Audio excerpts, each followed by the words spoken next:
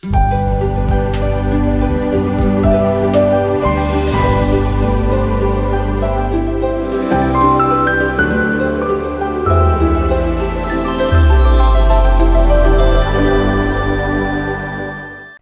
నమస్కారం.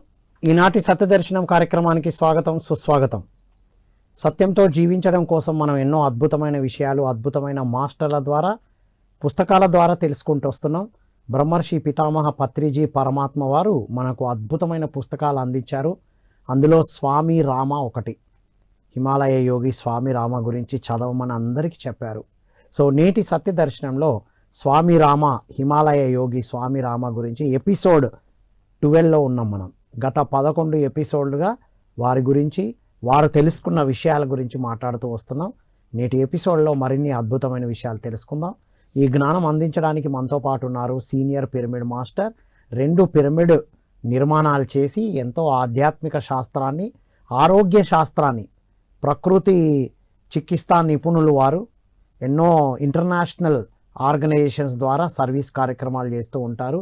Mineral department నుండి retirement తీసుకొని గ్రేట్ పిరమిడ్ మాస్టర్గా వారి సర్వీసెస్ అందిస్తున్నారు. వారే లక్ష్మీనారాయణ గారు. వారితో మాట్లాడి అద్భుతమైన విషయాలు తెలుసుకుందాం. నమస్కారం సార్. నమస్కారం అండి. Welcome to episode 12. నమస్తే సార్, గత ఎపిసోడ్ 11 ఎపిసోడ్లుగా చెప్పుకున్నాం సార్. ఇందులో గురువుల గురించి ఏం చెప్తారు సార్ వారు? ఈ ఎపిసోడ్లో మనం మెయిన్ ఏంటంటే గురువుల మహిమలు, గురువు యొక్క అనుగ్రహం, గురువు శిష్యుడిని ఏ విధంగా మనం పైకి తీసుకెళ్ళి వానికి ముక్తికి, మోక్షానికి కల్పిస్తాడో దాని గురించి మనం చర్చిస్తాం. మన శిష్యుడి ఎదుగుదలలో గురువు పాత్ర అన్నమాట. అయితే అసలు ఫస్ట్ స్వామి రామ గారు ఏమంటారంటే గురువు అంటే ఎవరు అని తెలుసుకోవాలి. అంటే గురువు అంటే మనకు అంత తెలిసిందే. సంస్కృతంలో గు అంటే చీకటి అంటే అజ్ఞానం, రు అంటే వెలుగు అంటే జ్ఞానం.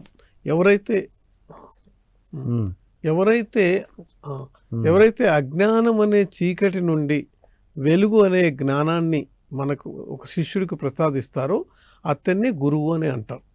తర్వాత ఇంకా స్వామి రామ ఏమంటారంటే గురువుని గురుదేవ అని కూడా అంటారు. దేవ అంటే ప్రకాశితం, ఉత్తేజితమైన ఒక జీవన వ్యక్తి అనమాట. అంటే ఎవరైతే అంటే ఉత్తేజము, శక్తి కలిగి ఉంటారో వాళ్ళని గురుదేవులు అని పిలుస్తారు. అయితే గురుదేవులకి అంటే మెయిన్ అంటే అతను గురువు అనేది ఒక మనిషి కాదు, అదొక సంప్రదాయం, ఒక వ్యవస్థ, ఒక తత్వం. తర్వాత అతను ఏంటంటే అతను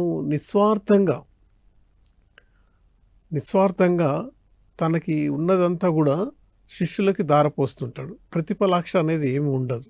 తర్వాత అతనికి శిష్యుడిలో ఉన్న అహాన్ని తీసివేస్తారు.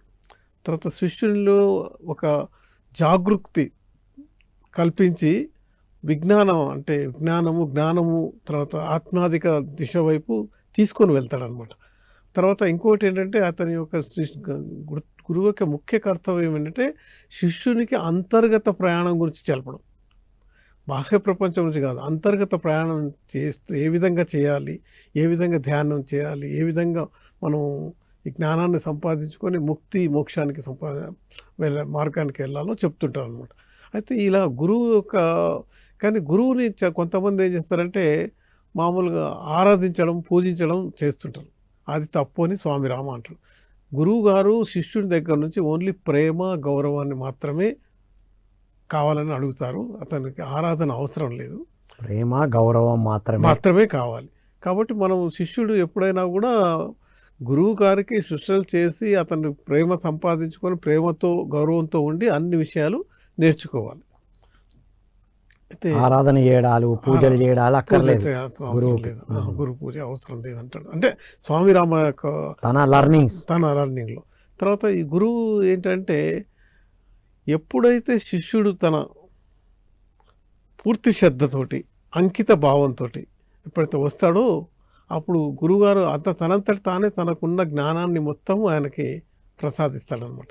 కాబట్టి శిష్యుడు ఎప్పుడు కూడా గురువు దగ్గర అనుకోతో ఉండి తను నేర్చుకోవాల్సిన తపనతో ఉండాల్సింది.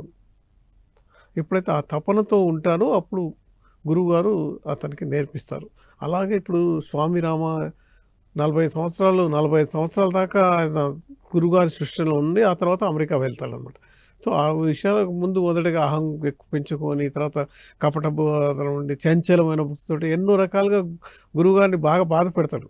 ఆ తర్వాత ఆయన మొత్తం పూర్తిగా మారిపోతాడు అనమాట. అప్పుడు అందుకని ఆ గురువుగారి గురించి చెప్తాడు.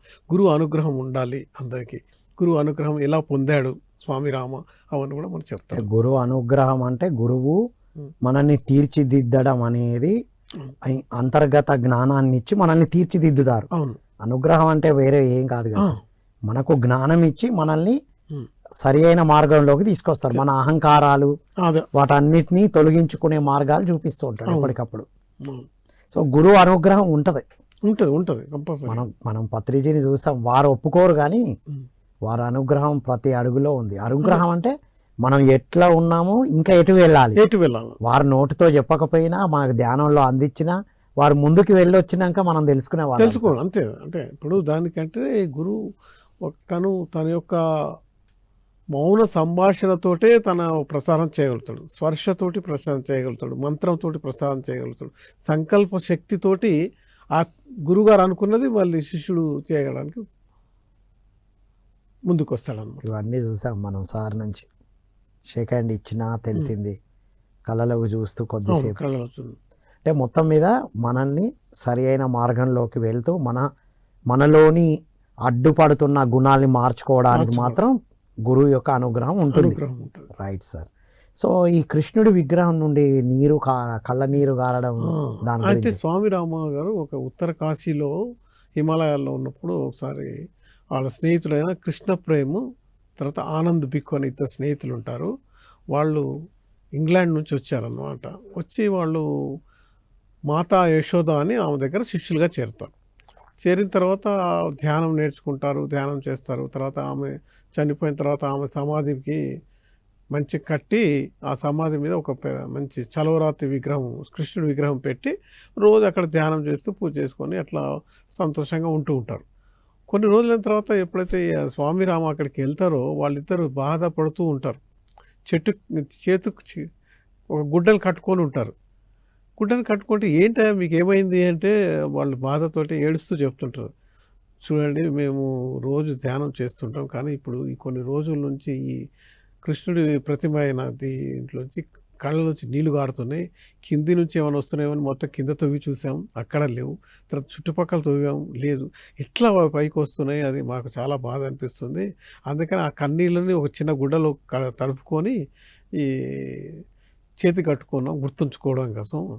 అంటే మళ్ళీ స్వామి రామ అంటారు, అసలు ఎందుకు ఇలా జరుగుతున్నది, మీరు అసలు ఏమైనా ఆలోచించారా అంటే వాళ్ళిద్దరు అంటారు, ఈ మధ్యలో మాకు బద్ధకం ఎక్కువైపోయింది, రోజు రాత్రి తినంగానే పడుకుంటాను, ధ్యానం చేయట్లేదు, అందుకనే మాతాకు కోపం వచ్చి అలా మాకు బుద్ధి చెప్పడానికి ఇలా జరుగుతుందేమో అని ఒక ఆలోచన ఉంది అంటాడు. అప్పుడు స్వామి రామ తన ధ్యానంలో తెలుసుకుంటాడు అనమాట. తెలుసుకొని అప్పుడు వాళ్ళకి చెప్తాడు, మీరు మీ ధ్యాన సాధనను ఆపొద్దు, తర్వాత మీ ధ్యాన సాధన మీరు ఎప్పుడైతే నిష్ఠతోటి చేస్తూ ఉంటారో ఉదయం సాయంత్రము ఆటోమేటిక్గా ఈ కృష్ణుడి విగ్రహంలోంచి కన్నీళ్లు కారడం తగ్గిపోతుందని చెప్తాడు. అప్పుడు మళ్ళీ వాళ్ళు నిరంతర సాధన చేసి అదే ఆలోచిస్తారు. అంటే ఆయన కృష్ణ ప్రేమ కూడా ఒక మంచి ధ్యానం ఉండే, అతను the yoga of Bhagavad Gita, the yoga of Upanishads అట్లాంటి పెద్ద పెద్ద పుస్తకాలు రాస్తాడు. కానీ ఏంటంటే కొంత సాధనలో అలసట లేకుంటే ఆలస్యం బద్ధకంతో అలా జరిగింది. కానీ అది ఒక కనువిప్పు. అదే స్వామి రామ అంటాడు, మనం ఆత్మాధిక చింతనలో ఎప్పుడైనా కూడా సాధన చేస్తూ ఉండాలి, ఎప్పుడైనా సాధనలో ఆఫ్ చేస్తే ఇలాంటివి జరుగుతాయి అని. అదే సార్, మనకు ముముక్షుకు 4 శత్రువుల్లో ఆధ్యాత్మిక బద్ధకం ఉంటుంది. ఏ మస్తు చేసినాం, ఇవాళ చేయకపోతే ఏంది, ఈ రోజు రాత్రి చేయకపోతే ఈ రోజు పొద్దున ఎందుకులే అన్న బద్ధకం వస్తుంది. ఆ బద్ధకం వచ్చినప్పుడు ఇట్లా ఉంటుంది. అంటే ఆధ్యాత్మిక బద్ధకం ఎప్పుడు ఉండొద్దు, నిరంతర సాధనతో ఉండాలి అనేది ఇప్పుడు మనందరికి మెసేజ్ ఇది. ఇప్పుడు వారు ఏదో జరిగింది ఉండొచ్చు, మనం మీ ద్వారా చెప్పబడుతుంది మనం వింటున్నాం అంటే మనందరికి ఇది ఒక మెసేజ్. అవును, ఆధ్యాత్మిక సాధనలో ఉన్నవారు ఎప్పుడు బద్ధకం పనిచేయదు, రెగ్యులర్ గా సాధన చేయాల్సిందే. వావ్. సో వీరి గురువు గారు ప్రకృతి శక్తులను అదుపు చేయడం గురించి ఏం చెప్తారు సార్? ఇప్పుడు స్వామి రామ గురువుగారు బెంగాలీ బాబా అంటాం మనం, మాధవాచార్య. కానీ అయితే ఆయనకి చాలా ప్రకృతి శక్తుల్ని తన అదుపులో ఉంచుకున్నాడు. అయితే దాని గురించి ముందు మనం చెప్పుకోగలిగింది ఏంటంటే, గురువుగారు ఏం చెప్తారంటే స్వామి రామకి, చూడు, ప్రతి మనిషికి 3 శక్తులు ఉంటాయి. ఒకటేమో క్రియాశక్తి, ఇంకోటి ఇచ్ఛాశక్తి, మూడోది జ్ఞాపక శక్తి, జ్ఞానశక్తి. జ్ఞానశక్తి. అయితే ఎప్పుడైతే నువ్వు సాధనలో జ్ఞానశక్తిని పెంచుకుంటావో, జ్ఞానశక్తితోటి నువ్వు ఏమి చేయాలో అనేది నిర్ణయించుకుంటావు. అంటే క్రియాశక్తి అంటే సాధనా శక్తి. క్రియాశక్తి అంటే చేయడం, పనిని చేయడం, పని చేయడం అంటే సాధన చేయడం. సాధన అంటే ఏదైనా ఒక పని ఓన్లీ చేయగలం. పనే, ఓకే. అయితే ఇప్పుడు ముందు మనం ఎప్పుడైతే జ్ఞానశక్తిని పెంచుకుంటాం ధ్యానంతో, ఫస్ట్ జ్ఞానం. అప్పుడు మనం ఏదో ఒక విషయాన్ని చేయాలి అని నిర్ణయించుకుంటాం. ఆ తర్వాత దాన్ని ఇంకా సంకల్ప బలంతో ఇచ్ఛాశక్తిని పెంచుకుంటాం. అదే ఏం చేయాలి, ఎంత అద్భుతంగా చేయాలి, ఇచ్ఛాశక్తిని కూడా ఇప్పుడు ఏమి చేయాలి, ఎలా చేయాలి అనేది తెలుసుకున్నప్పుడు మూడవసారి అంటే క్రియాశక్తితో ఆ పనిని నెరవేర్చగలుగుతాం. అయితే దీనికి ఏంటంటే మెయిన్గా మన ధ్యాన సాధనలో చాలా పరాకాష్ఠ స్థితికి పెరిగినప్పుడు మాత్రమే మనకు జ్ఞానశక్తి పెరుగుతుంది, జ్ఞానశక్తితోటి ఇచ్ఛాశక్తి పెరుగుతుంది, ఇచ్ఛాశక్తితోటి క్రియాశక్తి పెరిగి మనం ఏదైనా చేయగలుగుతాం. అయితే ఇక్కడ స్వామి రామ గారు గురువు గారి 2 ఉదాహరణలు ఇస్తాడు. ఒకసారి ఏంటంటే స్వామి రామను గురువు గారు కలిసి పోతూ ఉంటారు. కొండ చూస్తే కొండ విరిగి పడుతూ ఉంటుంది.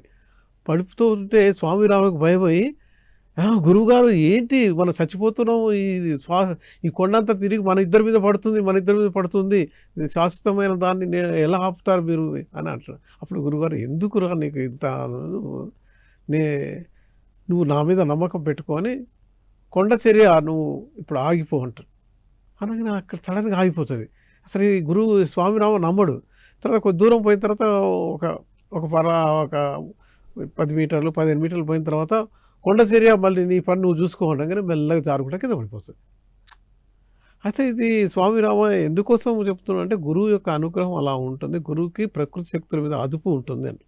తర్వాత ఇంకోసారి ఏమవుతుందంటే స్వామి రామ ఇంకో 5-6 శిష్యులు కలిసి ఈ గురువు గారితో పోతూ ఉంటే మధ్యలో హిమాలయాల పర్వతాలు కదా, మంచు కురుస్తూ ఉంటుంది. అది అస్సలకి ఆగదు. 3 గంటలు అయిపోయిన తర్వాత శిష్యులు అందరూ అంటారు, ఏం గురుగారు మీరు మీ శక్తి ఏంటి, మీరు చూపించకుండా ఇప్పుడు మన దారికి ఆటంకం అయిపోయింది మంచు, మీరు ఏం చేస్తారో చేయండి అంటారు. అంటే అప్పుడు సరే, ఇప్పటివరకు నేను నా శక్తిని ఉపయోగించలేదు, ఇవి చూడండి అని, మంచు నువ్వు కురవడం ఆఫ్ చేసి సూర్యుడు వచ్చేటట్టు చెయ్యి అంట. అందులో మంచు కురవడం ఆగిపోయి సూర్యుడు వస్తాడు. సూర్యుడు రాగానే వీళ్ళందరూ కొద్ది దూరం నడిచిపోయిన తర్వాత మళ్ళీ నీ పని నువ్వు కాయించుకోవని మళ్ళీ చెప్పగానే మళ్ళీ మొత్తం సూర్యుడు మబ్బుల్లోకి వెళ్ళిపోతాడు, మళ్ళీ మంచు కురవడం స్టార్ట్ అవుతుంది. అయితే ఈ 2 ఉదాహరణలు చెప్పి స్వామి రామ ఏమంటారంటే, గురువు గారు ఎవరైనా అంటే గురువు గారు సాధనతోటి ఈ శక్తులు సంపాదించి ఆ తర్వాత స్వామి రామకు కూడా నేర్పిస్తాడు కానీ ఏంటి నువ్వు సాధన చేయాలి. అప్పుడు కూడా స్వామి రామకు కూడా మనలాగే ఆత్మాధిక బద్ధకం ఉంటుంది, మధ్యలో చేయడం అనమాట. స్వామి రామ పాత్ర మనం గురువులు ఎలా ఉంటారో మనకు నేర్పిస్తున్నారు. ఆయన అంత ఈజీగా నమ్మి వారి వెనకాల తిరగలేదు. అంత గొప్ప స్వామి ఊరికే అవ్వలేదు. చాలా ఎన్ని రకాలుగా టెస్ట్ చేయాలనో చేశారు, ఎన్ని రకాల నాలెడ్జ్ లాగాలో లాగారు. మామూలుగా అంత పెద్ద మాస్టర్ అవ్వలేదు, కాలేకపోతే అలా స్వామి రామ చేస్తున్నాడు అనమాట. మొత్తం మీద మాస్టర్ అవ్వచ్చు, గొప్ప స్వామి అవ్వచ్చు అని ఇన్ని నేర్చుకొని ఇంత తర్జన భర్జనలు, గురువుని ఇన్ని రకాలుగా గురువుని పరీక్షించాం గురువు నుంచి నేర్చుకున్నాడు. మొత్తం మీద ఒక గ్రేటెస్ట్ మాస్టర్గా డెవలప్ అయ్యింది. కాబట్టి అంటే ఒకటి ఏంటంటే స్వామి రామ గారు చెప్పే సందేశాలు ఏంటంటే, మీరు కూడా కావచ్చు. ఇక్కడ అది మెసేజ్. ఆయన నేనైనప్పుడు మీరు కూడా అవ్వచ్చు. ఎవరైనా క్రమం తప్పకుండా సాధన చేస్తే, అంటే ప్రకృతి శక్తులు కూడా మన వశంలో ఉంటాయి. దాన్ని మనకు అవసరమైతే నిజంగా లోక కళ్యాణానికి వాడుకుంటాం అంతే. అంతేగాని ఇష్టం ఉన్నట్టు పరీక్షించుకోవడానికి కూడా అది తాంత్ర విద్య, మాంత్రికుల విద్య అంటారు. అది ఈ సిద్ధులు, యోగులు, మునులు, స్వాములు చేసేది కాదు. ఓకే, అంటే ఇప్పుడు శిష్యులకు ఇంత పవర్ ఉంటుందని తెలియాలి కాబట్టి చూపించాను. ఎక్కడ ఏ శక్తులు చూపించారు మనం చూసాం కదా సార్. ఎంత వర్షం పడుతున్నా కూడా కొద్ది క్షణాల్లోనే తగ్గిపోయి మన కార్యక్రమాలు అద్భుతంగా నడవడం నాకైతే ఫస్ట్ సార్ 2007లో పత్రి సార్తో కలిసిన తర్వాత పౌర్ణమి గురించి తెలుసుకున్నాక పౌర్ణమి క్లాస్ పెట్టాం బెల్లంపల్లిలో ఫస్ట్ టైం. ఐ థింక్ 2008-09 అనుకుంటా ఫస్ట్ పౌర్ణమి క్లాస్ సార్. అసలు ఫుల్ ఎండ ఉంది అప్పటి వరకు. ఈవినింగ్ క్లాస్ 2 నుంచి 3:30 వరకు విపరీతమైన వర్షం పడింది. అది మన ఫంక్షన్ హాల్ ఏరియాలో విపరీతంగా పడి 4:30-5కి కూల్ డౌన్ అయిపోయింది. ఎంత చల్లగా అద్భుతంగా ఉందంటే ఫస్ట్ పౌర్ణమి ధ్యానం. అప్పుడు అర్థమైందంటే మనం ఒక పని చేసేటప్పుడు ప్రకృతి కూడా పులకరించి మనల్ని ఎంకరేజ్ చేస్తుంది కూడా ప్రోత్సహిస్తుంది. ఇంకా ఆ తర్వాత నుంచి బెంగళూరులో అయితే ఇక మన ఎక్స్పీరియన్స్డ్ ప్రతి బుద్ధ పౌర్ణమికి వెళ్తే వర్షంలో కూడా సాధన చేయించారు. ఎస్ సార్, నిజం. అంటే ఏంటి, దాన్ని ఎంత అవసరం అంతేగాని పవర్ ఉందని వాడుకోవడానికి కాదనేది ఇక్కడ తెలుసుకోవాలి. ఎవరైనా మనం ధ్యానం చేస్తే శక్తులు వస్తాయి, దాన్ని నిరూపించుకోవడానికి ఉపయోగించుకోవద్దు, ఓన్లీ లోక కళ్యాణం. Yes sir, wonderful. నెక్స్ట్ వీరు రాజస్థానీ మహిళకి సహాయం చేసిన విషయం కూడా ఉంటుంది కదా సార్. గురువు గారు ఏంటంటే ఎవరైతే ప్రార్థిస్తారో లేకుంటే ఎవరైతే ఏమైనా కోరిక కోరుతారో దాన్ని అప్పటికప్పుడే అంటే నెరవేర్చడానికి ప్రయత్నం చేసే శక్తి, సంకల్పము, తర్వాత దివ్య దృష్టి కలిగి ఉంటారు అన్నమాట. అయితే అది ఒక ఉదాహరణ ఏం చేస్తారంటే, రాజస్థాన్లో పిలాని అని బిట్స్ పిలాని ఉంది కదా, అక్కడ నుంచి ఒక 50 మైళ్ళ దూరంలో ఒక చిన్న గ్రామం ఉంటుంది. ఆ గ్రామంలో ఒక పెద్ద జమీందారు ఉంటాడు.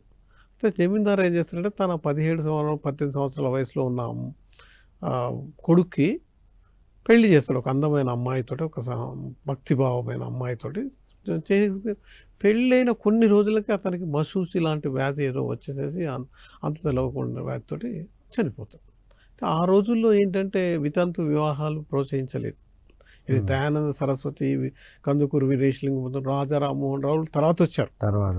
అంతకంటే ముందు వాళ్ళతో పాటు వీళ్ళు కూడా వెళ్ళిపోవాలి, లేకపోతే అలాగే జీవితాంతం ఉండాలి. అయితే ఆమె ఏంటంటే తన తల్లిగారింటికి పోకుండా మామగారి దగ్గరే ఉండి, నేను ఒక ఆత్మాధిక జీవనం జీవిస్తాను, శుద్ధమైన జీవితం చూస్తాను, కాబట్టి నాకు వసతి ఏర్పడి ఉంటే ఆమెను ఒక 2వ అంతస్తులో ఒక ప్రత్యేకమైన గది ఆమెకి ఇస్తారు. మిగతా వాళ్ళందరూ కింద మొదటి అంతస్తులో కింద ఉంటారన్నమాట. అయితే ఆమె రోజు మీరా భజనలు చేసుకుంటూ, తర్వాత భక్తి పాటలు పాడుకుంటూ, తర్వాత ధ్యానం చేసుకుంటూ ఉంటుంది. కానీ చాలా ఆమె అందగత్త అన్నమాట. అయితే ఈ విషయం అందరికి కొంతమందికి తెలుస్తుంది కదా. తెలిసిన తర్వాత ఒక రోజు ఏం చేస్తారంటే 3 కత్తులు కటార్లు పట్టుకొని అజ్ఞాత దొంగలు వస్తారు. వాళ్ళ మెయిన్ ఏమేంటంటే దొంగతనం చేసి వీళ్ళని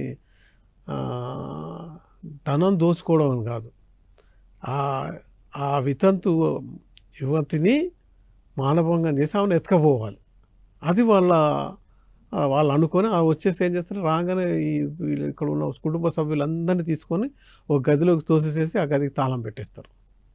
తాళం పెట్టేసేసి ఇక పైకి వచ్చి ఎప్పుడైతే ఇట్లా గడబడి జరుగుతూ ఉందో ఆమె ధ్యానంలో తెలుసుకుంటుంది అనమాట, వీళ్ళు ఎందుకు ధ్యాని రాజస్థానీ వితంతు.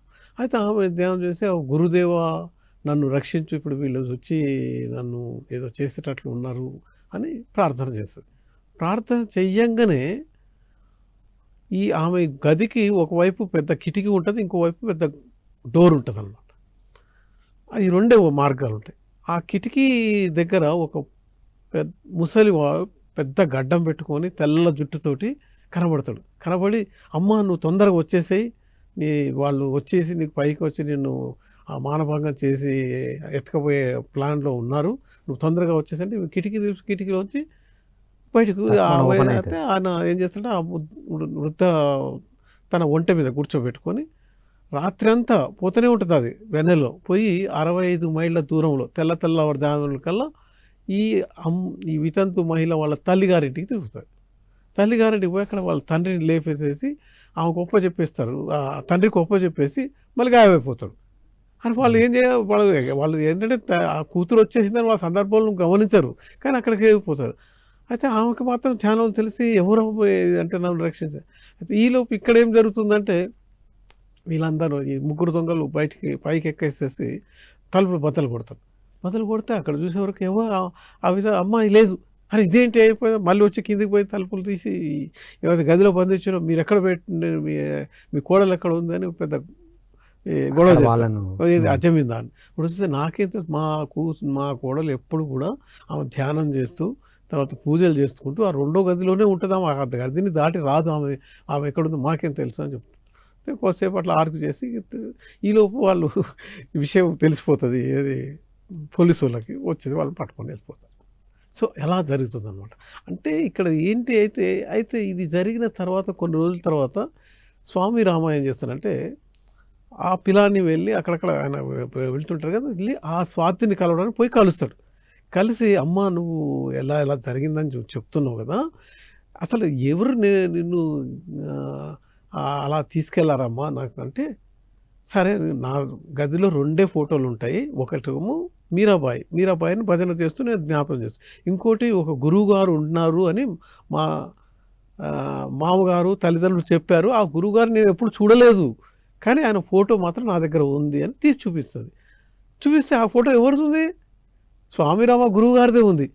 అరే అప్పుడు ఈయనైతే మా గురువు గారు అంటే నన్ను రక్షించింది కూడా ఈయనే, నేను పూజ చేసేది కూడా ఈయనే అని చెప్తుంది. అంటే అప్పుడు ఆయనకి స్వామి రామకరణ అనిపిస్తే గురువుగారు ఎంత కృపా కాటాక్షం ఉంది, ఎవరు అంటే తెలవకుండానే గురువుగా నమ్మి మామూలుగా పూజ ధ్యానంలో తలుచుకున్న వారికి ఆపదలు ఉన్నప్పుడు ఎంత దూరం అంటే హిమాలయాల్లో ఉండి రాజస్థాన్కి వచ్చి మళ్ళీ ఒంటి మీద ఆమెను తీసుకెళ్ళి వాళ్ళ తల్లిదండ్రులకు ఒప్పచెప్పి మళ్ళీ వెళ్ళిపోయారు అని గురువు గారి యొక్క మహిమ గురించి. గురువులు ఎక్కడున్నా మనం జస్ట్ తలుసుకుంటే చాలు ఆ సహాయం అందించబడుతుంది. అట్లా అంటే మనం సాధనలో ఉంటే సాధన మనకు రక్షణ అందించబడుతుంది అని ఇక్కడ అర్థం సార్. ధ్యాన సాధనలో ఎప్పుడూ ఉంటే ఎవరో ఒకరు రక్షిస్తూనే ఉంటారు, ఆ రక్షణలో ఉంటాం. దీనికి మేజర్ ఇంపార్టెంట్ థింగ్ సాధన అంతే.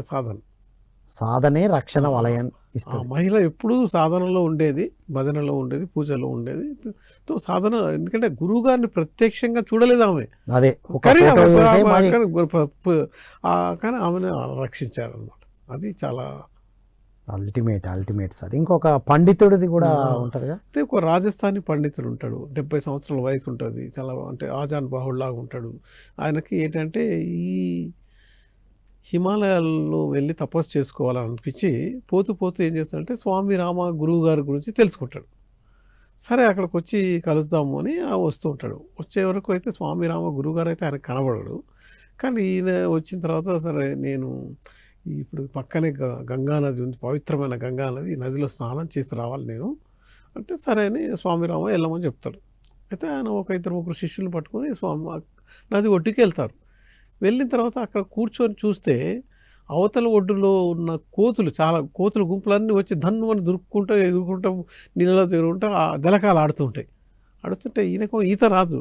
కానీ అరే కోతులు మంచిగా దూకుతున్నాయి, పైకి వస్తున్నాయి, అట్లా మనిషి కూడా దూకి పైకి రావచ్చు కదా, ఈత రాకపోతే ఏమవుతుంది అని అనుకొని తను లోపలికి పోతూ అతనికి ఈత రాదు, మునిగిపోతుంటే రక్షించండి అంటే ఈ పక్కన అతనితో వచ్చిన 2 శిష్యులు ఉంటారు కదా, వాళ్ళకి ఈత రాదు. వాళ్ళు ఏం చేస్తారు, ఓ అని బతుకుంటా ఉంటారు స్వామి రామ గురించి. ఇది దూరం నుంచి స్వామి రామ వింటారనమాట. ఇది ఆయన పరిగెత్తుకుంటూ వస్తుంటాడు.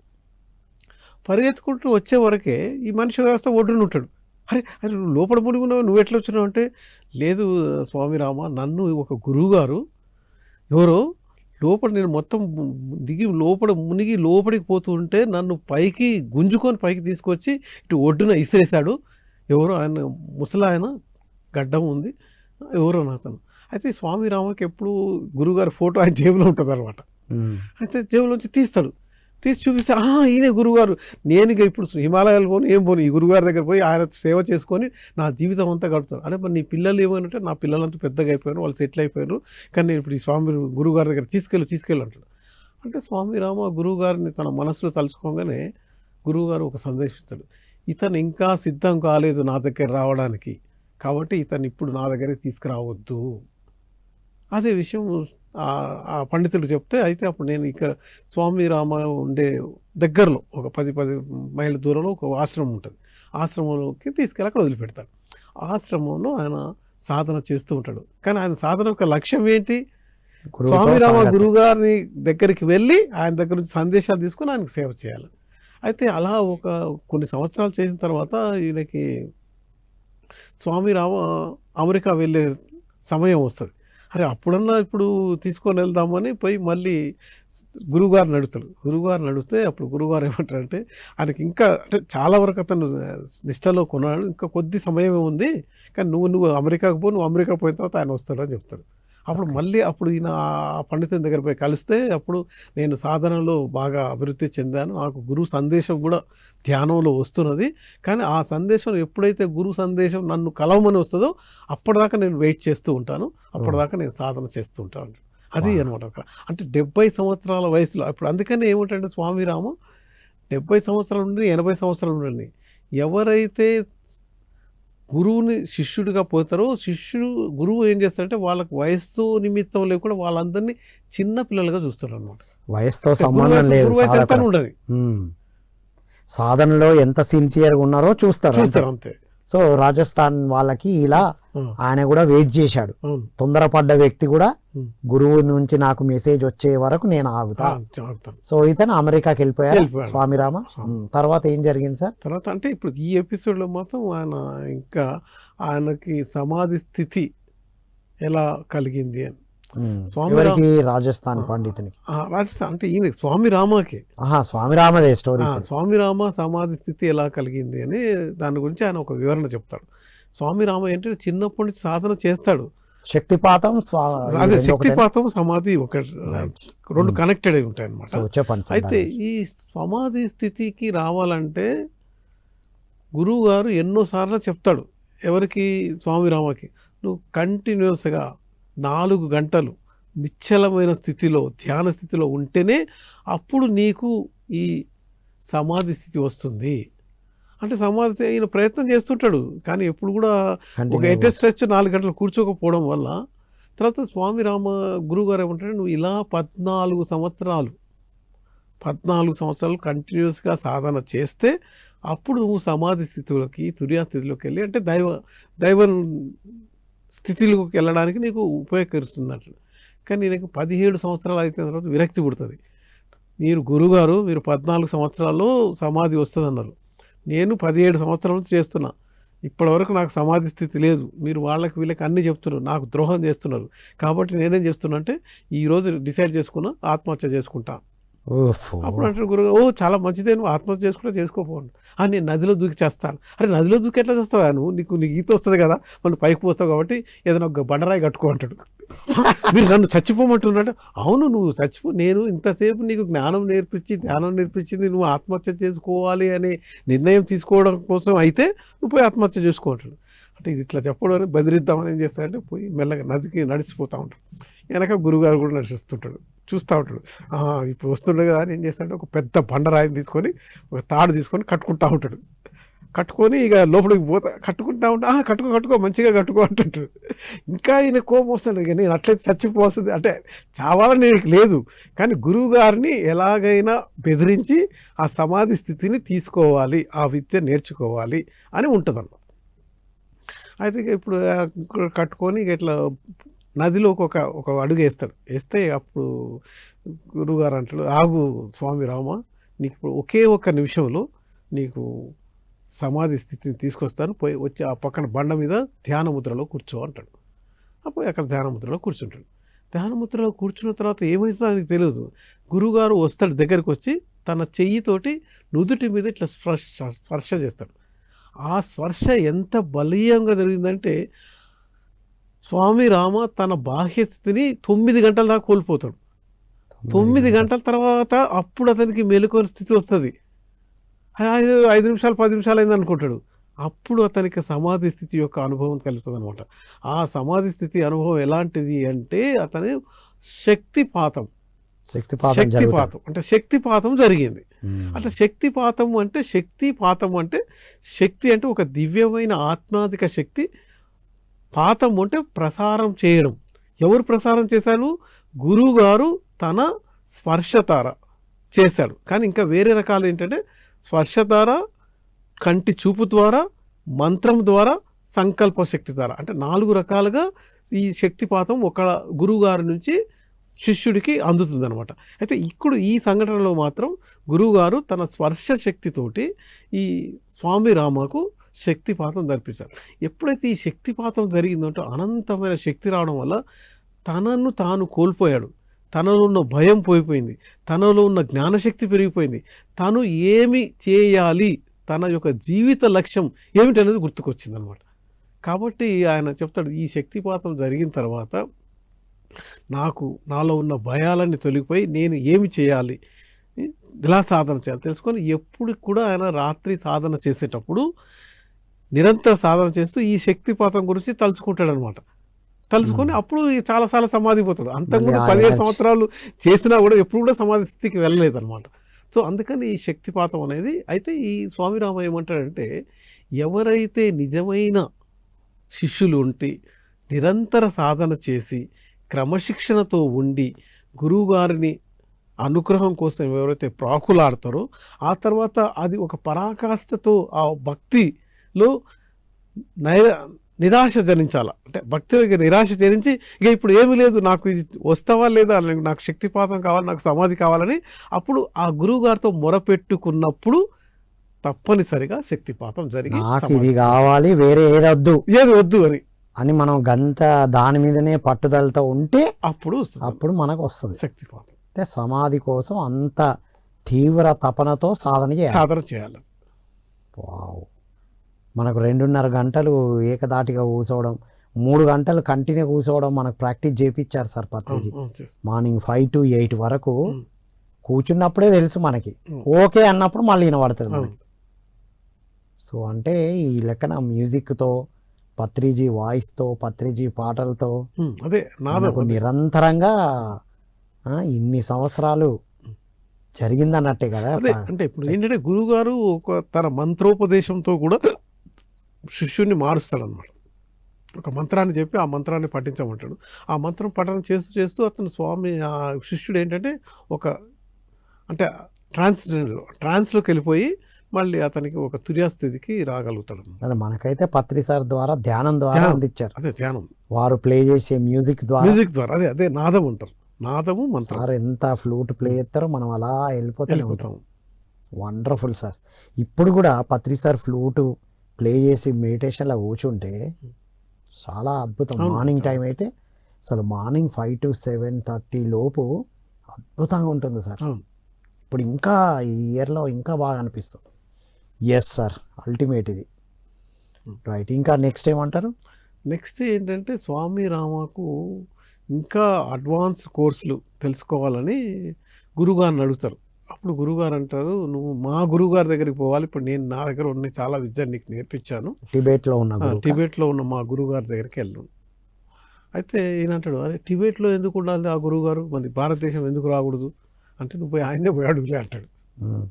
అయితే ఇప్పుడు ఆ సమయంలో ఏంటంటే స్వాతంత్ర ఉద్యమం జరుగుతుంది 1947లో. అయితే ఈయన ఏం చేస్తాడంటే ఫస్ట్ సిక్కింకి వెళ్ళి అక్కడ నుంచి వెళ్ళాలి.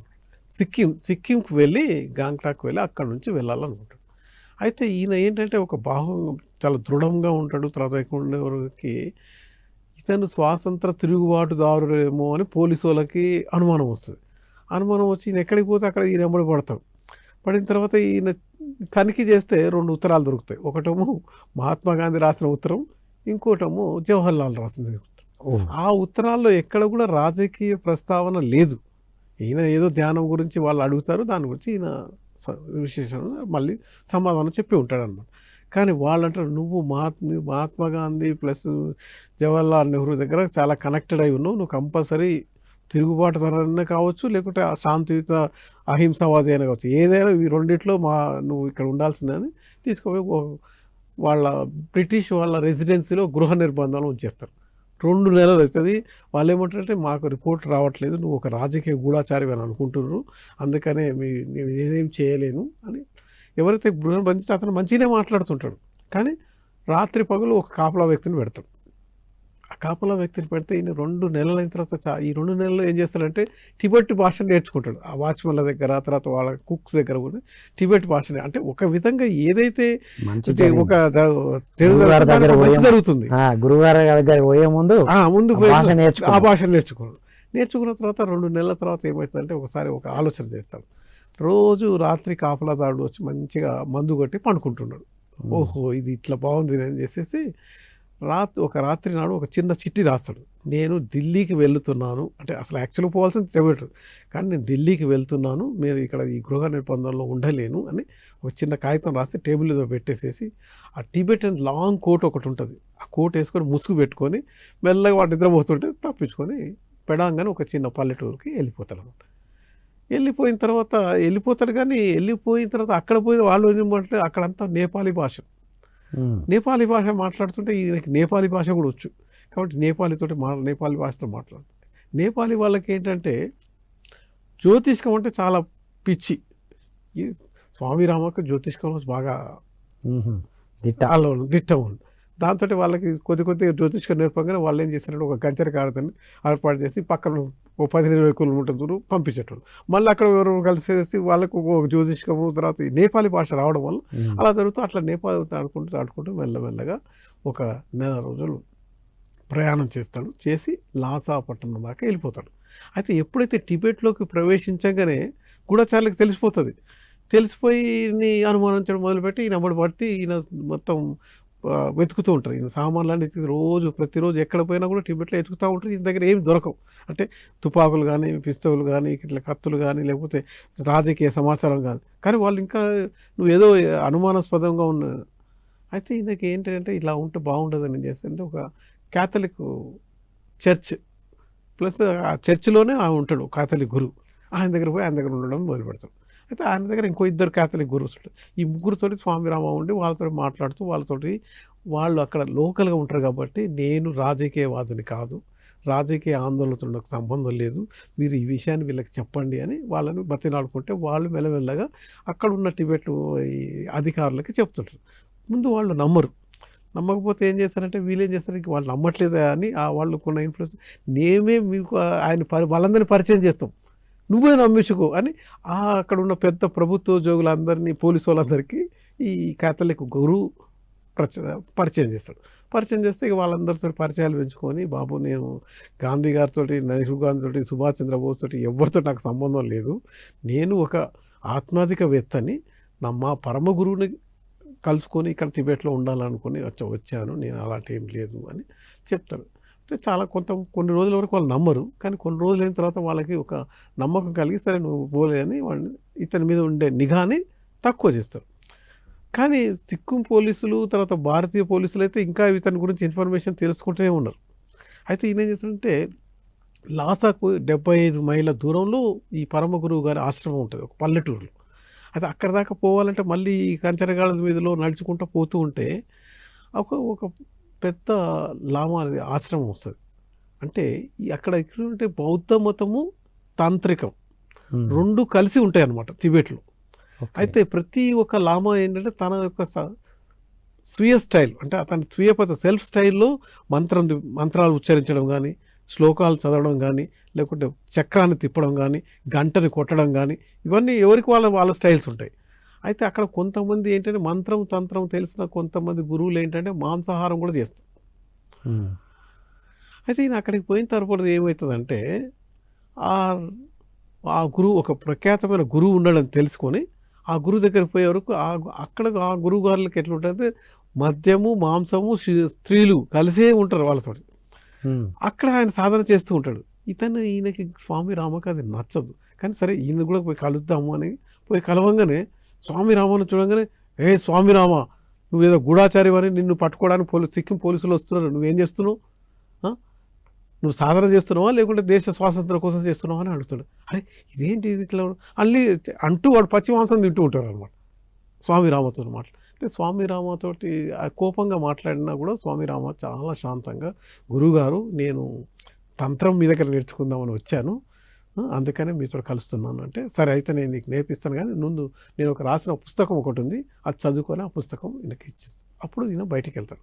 అక్కడ ఆ గురువు గారి దగ్గర కొన్ని రోజులు ఉంటాడు, కానీ ఈయనకి మాంసం తినాలంటే అస్సలు విరక్తి ఉంటుంది, కానీ గుడ్డు తినడం మొదలు పెడతాడు. ఎందుకంటే నేను ఎప్పుడు కూడా నా జీవితంలో మాంస భక్షణ చేయదలుచుకోలేదు. కానీ అసలు అక్కడ శాకాహారం అనేది అసలు ఏం దొరకట్లేదు. కాబట్టి నేను గుడ్డును అప్పుడప్పుడు తినవలసి వచ్చింది. ఆ తర్వాత నేను ఆ పుస్తకాలు చదివిన తర్వాత కొన్ని రోజులు అక్కడ ఉండి ఆ తర్వాత మళ్ళీ పరమ గురువు గారి దగ్గరికి ప్రయాణం అవుతాను. అంటే ఈయన అక్కడ స్వామిరామ చెప్పేది ఏంటంటే, కొంతమంది గురువులు ఇలా మాంసాహార భక్షణ చేసినా కూడా వాళ్ళు సాధనలో పరాకాష్ఠలో ఉన్నారు, వాళ్ళు తంత్ర విద్యలన్నీ బాగా తెలుసుకొని ఉన్నారు. కాబట్టి ఆ విద్యను కూడా కొంత తెలుసుకోవాలని ఈయన వాళ్ళ దగ్గర ఉండి, ఎందుకు అనేది చెప్పలే, ఎందుకు అట్లా తీసుకుంటారు అని చెప్పాలి. ఎందుకు ఎట్లా తీసుకుంటారని చెప్పాలి. వాళ్ళు ఏం తీసుకున్నా జ్ఞానవంతులుగా ఉన్నారు అని చెప్తారు. కానీ అలా తీసుకోవడం మాత్రం నాకు ఇష్టం లేదు అని చెప్తాడు. అంటే అది రైట్ కాదని సపోర్ట్ చేశారు. వెజిటేరియనే రైట్ అని చెప్పారు.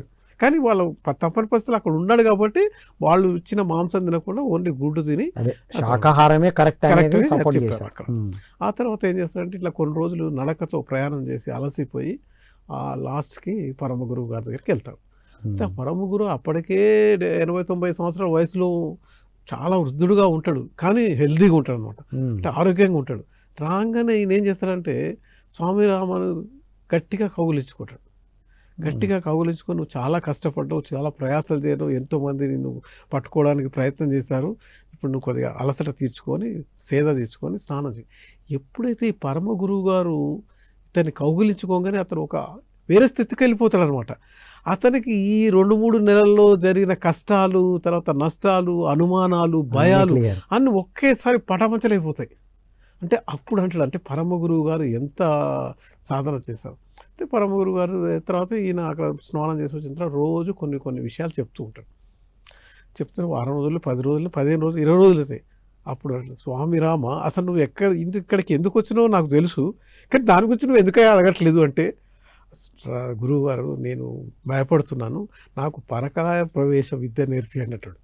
అవును, నువ్వు అసలు ఆ విషయం కోసమే నువ్వు గురువు గారిని అడిగి నా దగ్గరకు వచ్చావు, కానీ ఇప్పుడు వేరే విషయాలన్నీ అడిగి తెలుసుకుంటున్నావు, కానీ దాని గురించి నువ్వు అడగట్లేదు. కాబట్టి నీకు ఆ విషయం అది కూడా నేర్పిస్తాను. నేర్పించే ముందు నీకు డెమాన్స్ట్రేషన్ అవసరం. కాబట్టి ఇంకో 2-3 గురువులు శిష్యులు పిలువు అంటాడు. పిలిచిన తర్వాత ఏం చేస్తారంటే, ఇప్పుడు నేను ఈ విద్యతోటి ఎవరైనా కూడా తన శరీరాన్ని వదిలిపెట్టి ఇంకొకరి శరీరంలో ప్రవేశించి అక్కడ ఏదైనా పని కావాలంటే చేసి మళ్ళీ ఆ శరీరాన్ని వదిలిపెట్టి తిరిగి తన శరీరంలో వెళ్ళడమే పరాకాయ ప్రవేశ విద్య. ఇది నీకు డెమాన్స్ట్రేషన్ చేస్తున్నా అని చెప్తాను. బిందు భేదనం ఏంటి సార్? బిందు భేదనం తర్వాత నెక్స్ట్ వస్తుంది. తర్వాత అది ఏం చేస్తారంటే, ఒక చెక్క కంచం పట్టుకోమని చెప్తాం. చెక్క కంచాన్ని ఈయన స్వామిరామ ఇంకో శిష్యుడు కలిసి తను పట్టుకోగానే అక్కడ ఉన్న మనిషి ఈ పరమ గురువు గారు మెల్లమెల్లగా అదృశ్యమై మబ్బులాగా మారిపోతుంటాడు. ఈ చెక్క కంచం బరువు ఎక్కిపోతూ ఉంది. అంటే అతని శక్తి అంతా వచ్చి చెక్క బరువులకు, ఆ చెక్క కంచంలో బరువు తర్వాత మళ్ళీ 10-15 నిమిషాలు కాగానే అది మళ్ళీ అక్కడ నుంచి మబ్బు తేలికగా అయిపోయి బయటికి వెళ్ళిపోయింది. బయటికి వెళ్ళిపోయేవరకు ఖాళీ ఈ చెక్క కంచం అయిపోయింది. అయిపోయి వీళ్ళు అదే అలా నిలకబడి నిత్య స్థితిలో ఉన్నారు. 15 నిమిషాలు బయటపడి తిరిగిపోయింది. ఆ పరమ గురు గారి ఏదైతే అచేతన శరీరమో అట్లే పడి ఉంది. అదంతా చూస్తున్నారు కానీ అక్కడే ఉంది. అయితే ముందే చెప్తాడు, ఆ బాడీని కాల్చడం కానీ ఆ బాడీని దహనం కానీ చేయవద్దు అని ముందు చెప్పిపోతాడు అనమాట. అయితే అట్లా 15-20 నిమిషాలు అర్థం గంట అయిన తర్వాత మళ్ళీ ఏమవుతుందంటే, చెక్కకంతా మళ్ళీ బరువు ఎక్కడం మొదలవుతుంది. మళ్ళీ మబ్బులో ఒక ఆకారం వస్తూ ఉంటుంది, గురువుగారి ఆకారం వచ్చి ఆ కంచాన్ని తాకిన తర్వాత మళ్ళీ ఆ శరీరంలోకి పోయి మళ్ళీ మామూలు గురువుగారుగా మారిపోతాడు. అది మొత్తం చూసిన తర్వాత దీనికి ఒక విభ్రాంతి కలుగుతుంది అనమాట. కలిగితే అప్పుడు చెప్తాడు, ఇది కూడా మనం ఏదో లోక కళ్యాణం గురించి తన ప్రయోజనాల కోసం వాడొద్దు, ఆ తర్వాత నీకు మెల్లమెల్లగా నేర్పిస్తాను. అప్పుడు ఈ పరాకాయ ప్రశ్న నేర్పిస్తాడు. నేర్పించిన తర్వాత ఇక నువ్వు వెళ్ళిపోయే సమయం దగ్గరికి వచ్చింది, నువ్వు భారతదేశం వెళ్ళిపో అంటాడు. అంటే భారతదేశం వెళ్ళిపోతున్నాను, నువ్వు పట్టుకుంటారు గూఢచారులు అందరూ నా మీద తిరుగుతున్నారు అంటే, లేదు నేను అనుకున్న ప్రకారం అయితే నువ్వు భారతదేశంలో అడుగు పెట్టక ముందే భారతదేశానికి స్వాతంత్రం వచ్చేస్తుంది అంటాడు. అంటే ఆయన అంతకుముందు ఆలోచన చేసి చెప్తాను. అయితే అప్పుడు ఆయన అంటే, ఇంకా నాకు బిందు భేదనం గురించి కూడా నేర్పించండి అంటాడు. అంటే అప్పుడు బిందు భేదనం నేర్పిస్తాడు. బిందు భేదనం అంటే, బిందువు అంటే పరమశివుడు, భేదనము అంటే శక్తిని పరమశివుని యొక్క శక్తిని కలవచి, అంటే పరమశివుడు ఆదిశక్తితోటి కలవడం, కలిసి ఆ చేతనలో ఆది స్థితిలో ఉండడాన్ని బిందు భేదనం అంటారు. అంటే భేదనం అంటే ప్రవేశించడం, తర్వాత భేదించడం. ఈ బిందు భేదనం జరగడానికి కావాల్సింది ఏంటంటే ఆత్మాధిక శక్తి. ఆ ఆత్మాధిక శక్తి ఎలా జరుగుతుందంటే నిరంతర ధ్యానం చేయడం వల్ల కుండలి శక్తి జాగృతం అయిపోయి, ఆ కుండలి శక్తిని జాగృతం చేసిన తర్వాత ఈడా పింగళ నాడీల నుంచి మధ్య నుంచి సూక్ష్మ నాడీలు వచ్చేసేసి అది డైరెక్ట్గా ఈ గురువుగారు పరమ గురువుగారు చేసిన ఆశీర్వాదంతో ఈయన దాంట్లో బయటకు వచ్చేసేసి ఆజ్ఞా చక్రాన్ని తగులుతుంది. ఆజ్ఞా చక్రాన్ని తగిలిన తర్వాత ఆజ్ఞా చక్రం నుంచి సహస్రానికి వెళ్ళిపోతుంది. సహస్రానికి వెళ్ళిపోయి అక్కడ ఆగిపోతుంది అనమాట. అదే బిందు భేదం. అంటే దాంతో అంటే ఎక్స్ప్లోడివ్ ఎనర్జీ వచ్చేస్తుంది దీనికి. అంటే ఆపుకోలేనంత శక్తి స్వామి రామకు వచ్చేస్తుంది. అది ఒక ముఖ్యమైన అంత అనుభూతి అనమాట. ఆ అనుభూతి చెందిన తర్వాత అది ఆయన జీవితంలో ఎప్పుడు మర్చిపోలేడు. ఆ బిందు భేదనము అనేది తెలుసుకున్న తర్వాత అప్పుడు స్వామి రామ గారు టిబెట్కి ప్రయాణం చేసి గ్యాంగ్టాక్ వస్తాడు. గ్యాంగ్టాక్ రాగానే అక్కడ ఒక ఆశ్రమంలో 4 రోజులు ఉంటాడు. ఆ 4 రోజుల నుండి ఈయన వెళ్ళిపోదాం అనుకునే 3 రోజుల క్రితమే స్వాతంత్రం వచ్చినట్టు అయిపోతుంది అనమాట. అది ఆయన అంటే స్వామి రామ గారు ఈ ఎపిసోడ్లో మెయిన్గా అంటే గురువు యొక్క మహిమలు, గురువు యొక్క అనుగ్రహము, గురువు యొక్క కృప, తర్వాత గురువు ఏ విధంగా ఉండే లక్షణాలు, శిష్యుడు ఏ విధంగా గురువుతో స్పందించాలి, ఇవన్నీ చెప్పారన్నమాట. శిష్యుడు ఎంత సిన్సియర్గా ఎంత సీరియస్గా నేర్చుకోవడానికి ఉంటే గురువు ఖచ్చితంగా నేర్పిస్తారు. వాళ్ళ శక్తిని జ్ఞానాన్ని అందించి తీరుతారు. మన సీరియస్నెస్, మన సిన్సియారిటీ ఇంపార్టెంట్. అంతేగాని ఏదో ఆశామాషే కాదు. ప్లస్ వ్యక్తిగతంగా కాదు, విశ్వ ప్రణాళికలకు ఉపయోగపడేటైతేనే ఇస్తారు. అంటే ఆ శక్తి ఉంది, నీకు కూడా సాధ్యం అని చెప్పడానికే చెప్తారు. Wonderful sir. సో చివరిగా మీ మెసేజ్. అయితే నా చివరికి మెసేజ్ ఏంటంటే, మనం ఈ ఎపిసోడ్లో డిస్కస్ చేసిన దాన్ని బట్టి నాకు అనిపిస్తుంది ఏంటంటే, స్వామి రామ గురువు గారు బెంగాలీ బాబా గారు ఎన్నోసార్లు స్వామి రామకు 17 సంవత్సరాలు చెప్పాడు, రోజు 4 గంటలు నిరంతర ధ్యానం చేయాలి. మనం చేయట్లేదు. కానీ ఇది మనం తీసుకుని మన ప్రేక్షకులందరూ రోజు ఉదయం లేవగానే 4 గంటలు ధ్యానం చేస్తే తప్పనిసరిగా వాళ్ళకి సమాధి స్థితి, గురు కృప ఉంటుందని నా వండర్ఫుల్ మెసేజ్ సార్. మార్నింగ్ మనకు ఆల్రెడీ 5 to 8 ప్రాక్టీస్ చేయించడం, 5 to 8 ప్రాక్టీస్ చేయించడం నేర్పించారు సార్ మనకి. అది క్రమం తప్పకుండా, అంటే ప్రతిరోజు 4 గంటలు చేయాలి, సాధన చేస్తే గురు కృప ఉంటుంది అనేది మీ మెసేజ్. Super sir, thank you so much sir. నమస్కారం. సో ఇది మిత్రులారా, విన్నాం కదా, గురువు అనుగ్రహం ఉంటుందా అంటే తప్పకుండా ఉంటుంది. ఎప్పుడు శిష్యుడిగా మనం ఎంత తపనతో ఉంటే, ఇది తప్ప నాకు ఏది వద్దు అన్నప్పుడు వారు మనకు నేర్పించి తీరుతారు. ఇక్కడ స్వామి రామకు వారు చెప్పిన విషయం ఆకతాయిగా ఉంటూ గురువుని టెస్ట్ చేస్తూ ఆధ్యాత్మిక బద్ధకం ఉండడం వల్ల ఎన్ని జరిగినాయో చూసాం మనం. సో గురువు చూపిస్తూ ఉంటారు ఒక్కొక్కరికి. ఎప్పుడు ఒక ఆవిడైతే తనను చూడలేదు, కానీ గురువు నాకు సహకారం కావాలి అని సరెండర్ అయిన వెంటనే వారికి సహాయం చేయడం జరిగింది. సో గురువును కలవడానికి వచ్చిన వ్యక్తి కూడా నీళ్ళల్లో వెళ్ళిపోతూ ఉంటే కూడా బయటికి తీసుకురావడం, అంటే ఎక్కడ గురువు ఉన్నా వారి కోసం మనం వెళ్తున్నప్పుడు, ఇవన్నీ మనం షిరిడి సాయిబాబా చరిత్రలో చదివాం. మనం వెళ్తున్నప్పుడు ఏం జరిగింది అవన్నీ, అంటే ఈ గురువులందరూ embodiment of all the masters. కాబట్టి గురువు ఫిజికల్గా ఉన్నా ఎక్కడున్నా మనం చేసే సాధనతో వారితో కనెక్ట్ అయి మనం ఉన్నతంగా ఎదగచ్చు. సో బిందు భేదనం అనేది పరమ గురువు దగ్గరికి వెళ్ళి నేర్చుకున్నారు. ఆ తపన చూడండి ఎంత ట్రావెల్ చేశాడో. ఇక్కడ ఓవరాల్గా మనం ఒకటి కూడా తీసుకోవాల్సి వస్తుంది. మరి ఒక శిష్యుడు ఇంత తపన పడితే నేర్పించారు గురువులు, మరి మనకు బ్రహ్మర్షి పితామహ పత్రిజీ వారు ఏమైనా పరీక్షలు పెట్టారా? సింపుల్గా కూర్చోండి, శ్వాస మీద ధ్యాస, ఎంత సులువైన పద్ధతి నేర్పించారు. కాబట్టి మిత్రులారా, ఈ సులువైన పద్ధతిని క్రమం తప్పకుండా సార్ చెప్పినట్టు 4 గంటలు క్రమం తప్పకుండా సాధన చేస్తే ఎవరికైనా ఆ పవర్, ఆ శక్తి ఉంటుంది. దాంతో మనం ఎంతో విశ్వానికి, విశ్వ కళ్యాణాలకి ఉపయోగపడచ్చని కోరుకుంటూ మరో కార్యక్రమంలో మళ్ళీ కలుద్దాం. అంతవరకు సెలవు. Thank you all.